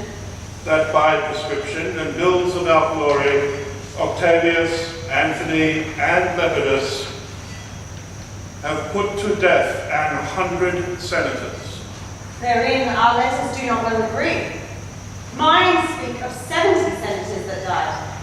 Had you your letters from your wife, my lord? No, son. Nor nothing in her letters written of her? Nothing, Messala. That, methinks, is strange. Why ask you? Hear you aught of her in yours? No, my lord. Now, as you are a Roman, tell me true. Then, like a Roman, bear the truth I tell. For certain she is dead, and by strange manner. Why? Farewell, Portia. We must die, Messala. With meditating that she must die once. I have the patience to endure it now. Even so, great men, great losses should endure. I have as much of in this art as you, but yet my nature could not bear it so. Well, to our work, alive. What do you think of marching to Philippi presently? I do not think it could. Your reason? Well, this it is. 'Tis much better that the enemy seeks us. So shall he waste his means, we hear his soldiers, doing him offence while we lie still full of rest, defence, and nimbleness. Good reasons must, of course, give place to better. The people twixt Philippi and its ground do stand but in a forced affection, for they have grudged us contribution. The enemy marching along by them shall make a fuller number. Come on, refreshed, new-added and encouraged, from which advantage shall we cut him off? If at Philippi we do face him there, these people at our back. Hear me, good brother. Under your pardon, you must note besides that we have tried the utmost of our friends. Our leaders are bring forward. Our cause is right. The enemy increaseth every day. We at the height are ready to decline. There is a tide in the affairs of men, which taken at the flood leads on to fortune. Omitted all the voyage of their life is bound in shallows and in miseries. On such a full sea are we now afloat, and we must take the current when it serves, or lose our ventures. Then we'll go on. We'll along ourselves and meet them in Philippi. The deep of night has crept upon our talk. There is no more to say? No more. Good night. Farewell, good Messala. Good night, Titinius. Noble Cassius. Good night. And good repose. My dear brother, this renewed beginning of the night never shall come division between our souls. Let it not, Brutus. Everything is well. Good night, my lords. Good night, good brother. Good night, Lord Brutus. Farewell, everyone.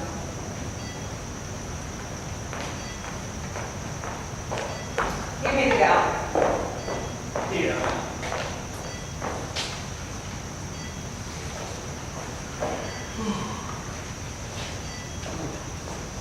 What? Thou speakest drowsily. Poor knave, I blame you not. Thou art overwatched. Lie down, good sir. It may be I shall otherwise be thinking. Oh, look, Lucius. Here's the book I sought for so. I put it in the pocket of my gown. I was sure your lordship did not give it to me. Bear with me, good boy. I am much forgetful. I trouble thee too much. It's my duty, sir. I should not urge thee. Thy duty pass thy mind.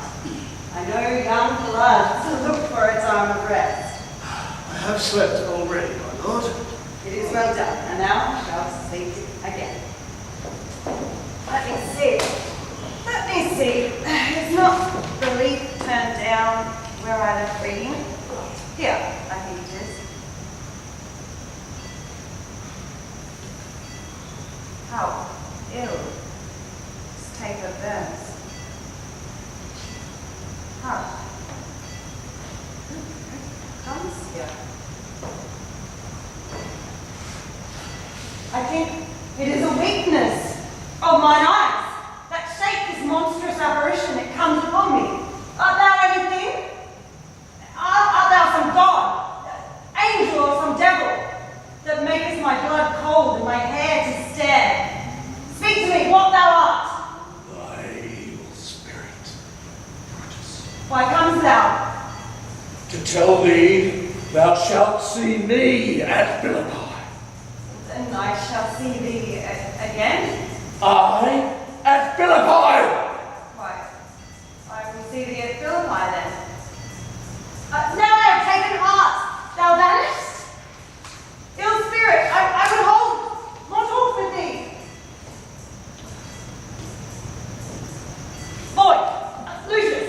The strings, my lord, they're false. He thinks he is at his instrument. Lucius, awake. My lord? Didst thou dream, Lucius, that thou so criest out? My lord, I do not know that I did cry. Yes, that thou didst. Didst thou see anything?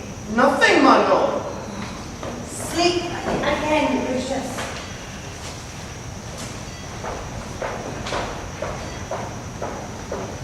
Now, answer me. Our hopes are answered. You said the enemy would not come down to keep to the hills and upper regions. It proves not so. Their battles are at hand. They mean to warn us that Philippi here, answering before we do demand. Tut, I am in their bosoms, and I know wherefore they do it. They could be content to visit other places and come down with fearful bravery, thinking by this face to fasten in our thoughts they have courage, but it is not so. Octavius, lead your battle softly on upon the left and even field. Upon the right hand, I. Keep that for a moment. Why do you cross me at every instant? Do not cross you. I will do so. They stand and would have parley. So fast, Artinius, we must out and talk. Our captain, shall we give the sign of battle? No, Caesar, we will answer on their charge. Make forth, the generals would have some words. Stir not until the signal. Words before blows, is it so, countrymen? Not that we love words better, as you do. Good words are better than bad strokes. In your bad strokes, Brutus, you give good words. Witness the hole you made in Caesar's heart, crying, "Long live! Hail, Caesar!" Oh, Antony, the posture of your blows are yet unknown. But for your words, they rob the hive of bees and leave them honeyless. Not stingless, too. Oh, yes, and soundless, too. For you have stolen their buzzing, Antony, and very wisely threat before you sting. Villains, you did not sow when your vile daggers hacked at one another at the sides of Caesar. You showed your teeth like apes. You fawned like hounds and bowed like bondsmen, kissing Caesar's feet, whilst Dan Castor, like a cur behind, struck Caesar on the leg. Oh, you flatterers. Oh, flatterers.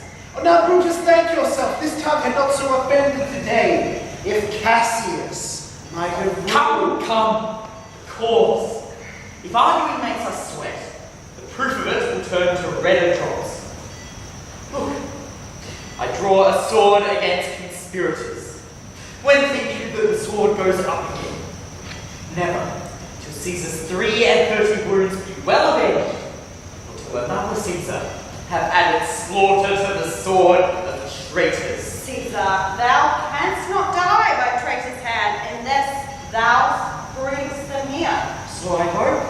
I was not born to die on Brutus' sword. Oh, if thou wert the noblest of thy strength, young man, thou couldst not die more.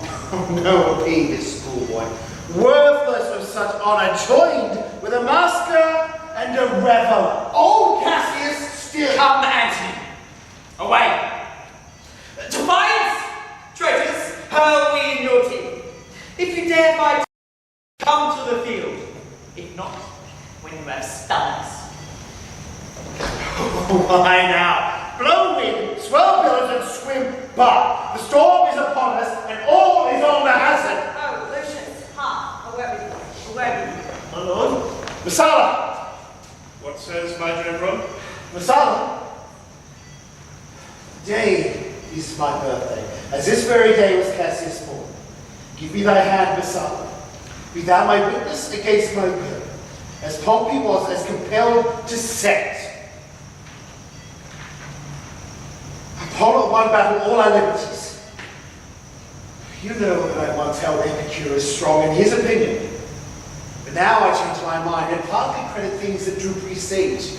Coming from Sardis, one of our former ensigns, 2 mighty eagles fell, and there they perched, gorging and feeding from our soldiers' hands, who to Philippi here consorted us.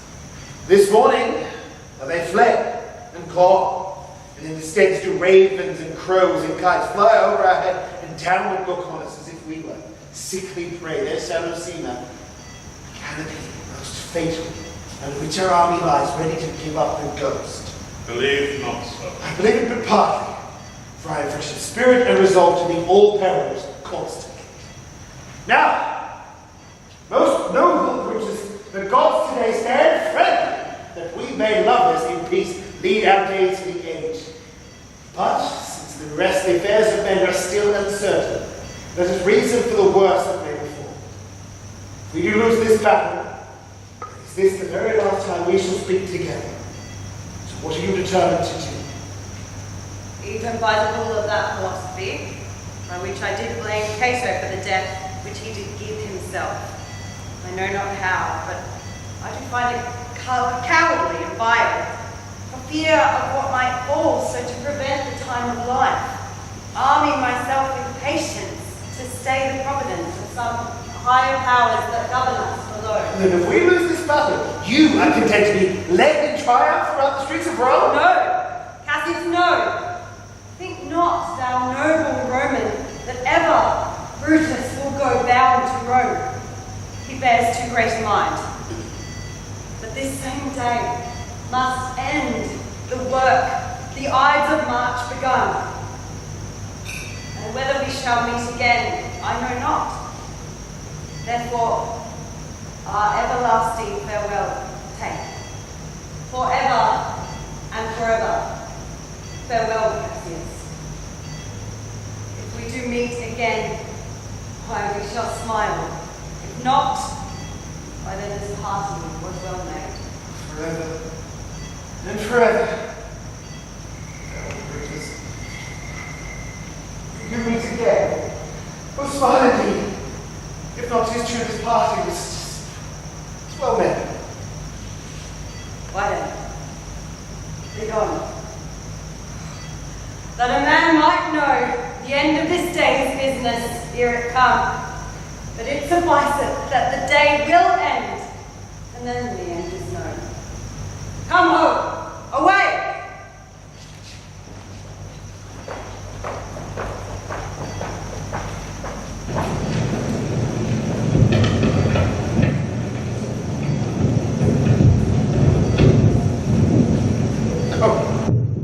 Oh, look, Titanius! Look, the villains fly! Myself has to mine own turn the enemy! This ensign here of my own returning back, I slew the coward, and did take him from him! Oh, Cassius, Brutus gave the word too early. Who having some advantage on Octavius, took it too eagerly. His soldiers fell to spoil, whilst we by Antony are all enclosed.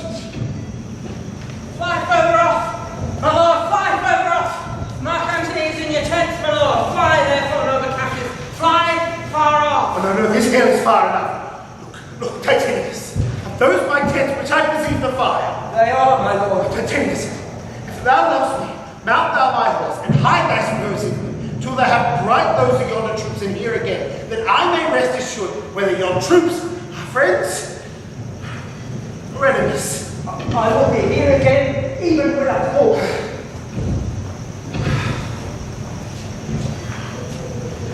Go, Titanius, get higher, onto that hill. My sight was everything. Regard Titanius, and tell me what thou knowest about the field. Mistaken, I breathed first. This time I come around. When I do again, there I shall end. My life is ruined in compass. Sarah, what news? Oh, my lord! What news? Titanius is enclosed round about with horsemen that make to him on the spur. Yea, spurs on! Now they're almost on him. Now Titanius, not so many go. He likes to. He's taken. And heart and shout for joy. Come down the hall no more. Oh, coward that I am, to live so long to see my bed for a day before my face. How can this Sarah? In Parthia did I take thee prisoner, and then I swore saving of thy life. Though whatever I do, bid thee do. Thou should attempt it. Come now, keep thy oath, and be a free man. And with this good soul that radically seizes bells, search this bosom, stay not to answer. Here take in the hills, and my face is covered, as 'tis now. Guide through the sword.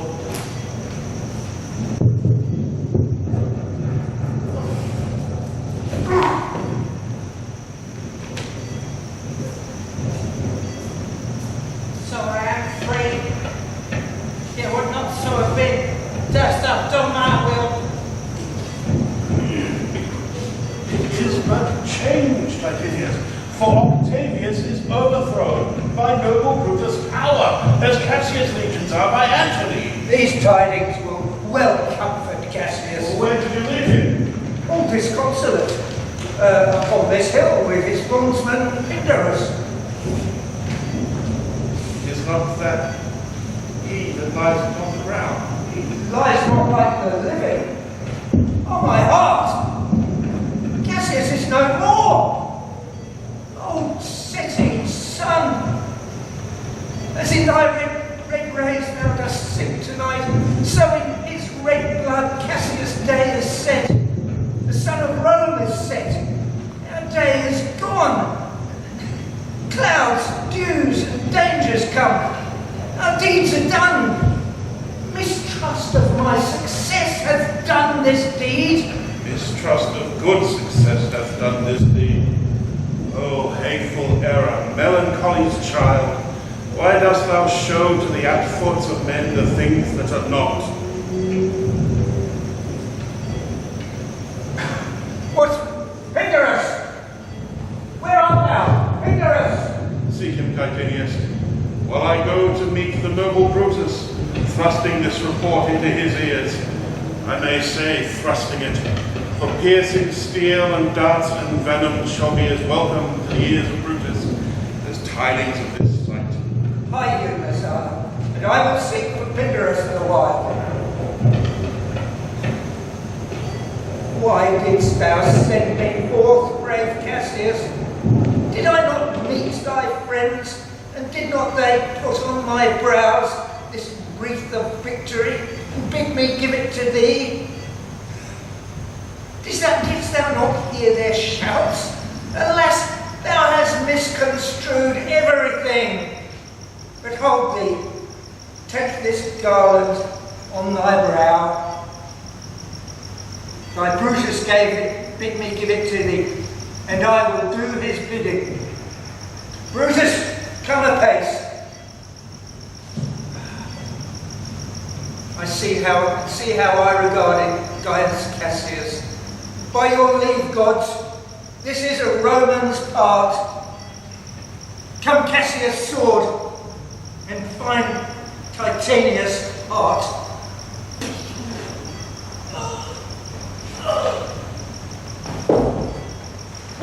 Where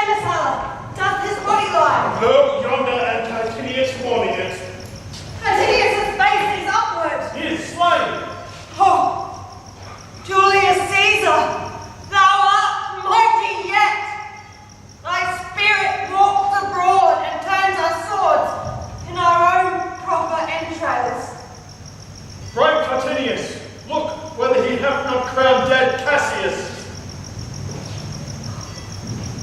And yet 2 Romans living such as these. The last of all the Romans. Fare thee well. It is impossible that ever Rome should grieve thy fellow.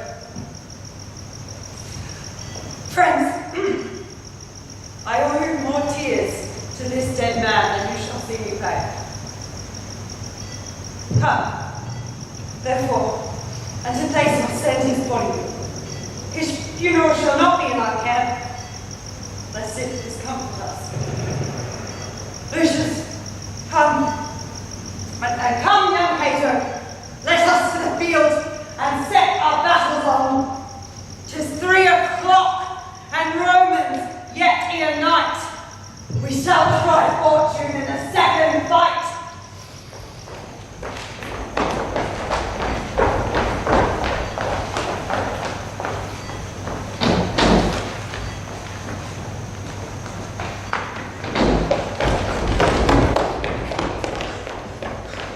Yet, countrymen! Oh yes, hold up your heads. What bastard doth not? Who will go with me? I will proclaim my name about the field. I am the son of Marcus Cato. Ho! And I am Brutus, Marcus Brutus. I, Brutus, my country's friend. Know me for Brutus. Oh, young and noble Cato, art thou down? Why now, my dies as bravery as Titius, and may be honoured being Cato's son. You will not die. Only I yield to die. There is so much that thou wilt kill me straight. Kill Brutus and be honoured in his death. We must not. No prisoner. Home. Tell Antony Brutus is 10. I'll tell the news. Here comes the general. He is 10. Brutus is 10, my lord. Where is he?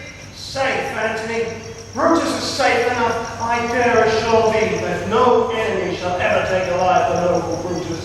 The gods defend him from so great a shame. When you do find him, or alive or dead, he shall be found like Brutus, like himself. Is not Brutus, friend, but I assure you a prize no less in worth. Keep this man safe, give him all kindness. I'd rather have such enemies as friends than as enemies. Go on and see whether Brutus be alive or dead, and bring us word unto Octavius the 10th how everything has chanced.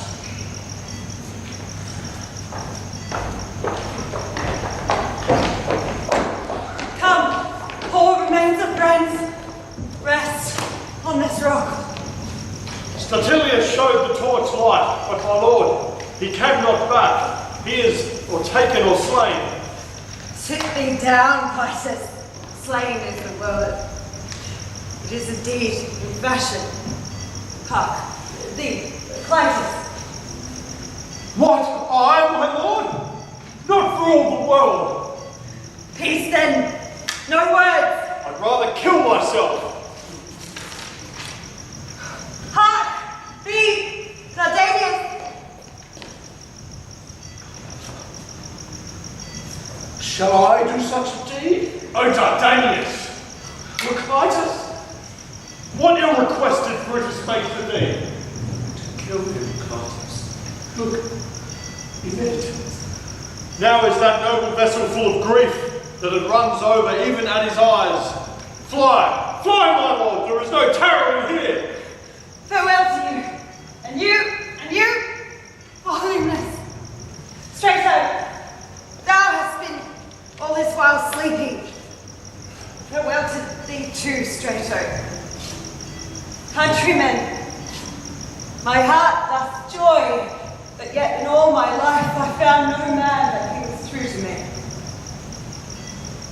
I shall have glory by this losing day, more than Octavius and Mark Antony by this vile conquest shall attain unto. So fare you well at once. Brutus's tongue hath almost ended his life's history. Night hangs upon my life. My bones would rest, that have but laboured to attain this hour. Fly, my lord! Fly! Hence, I will follow. I prithee, Strato. Stay. Thou art my lord. Thou art a fellow of good respect. Thy life hath had some snatch of honour. Hold then my sword, and turn away thy face, while I do run upon it. Wilt thou, Strato? Give me your hand first. Fare you well, my lord. Farewell, Strato.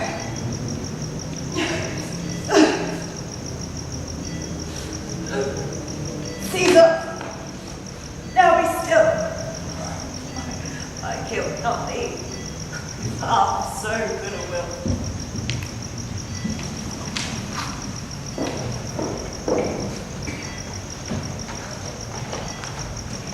What man is that? My master's man. Strato, where is thy master? Free from the bondage you were in, Messala. The conquerors can but make a fire of him. For Brutus only overcame himself. No man else hath honour by his death. So Brutus should be found. I thank thee, Brutus, that thou hast proved Lucius' saying true. All that served Brutus, I will entertain. Fellow, wilt thou bestow thy time with me? Aye, if Messala will prefer me to you. Do so, good Messala. How died my master, Strato? I held the sword. He did run on it. Octavius, then take him to follow thee, that did the latest service to my master. This was the noblest Roman of them all. All the conspirators, save only he, did envy great Caesar. He only in general honest thought and common good to all made one of them. His life was gentle, and the elements so mixed up in him that nature might stand up and say to the world that this was a man. According to his virtue, let us use him, with all respect and rites of burial. Within my tent his bones tonight shall lie, most like a soldier ordered honour. So call the field to rest, and let's away, to part the glories of this happy day.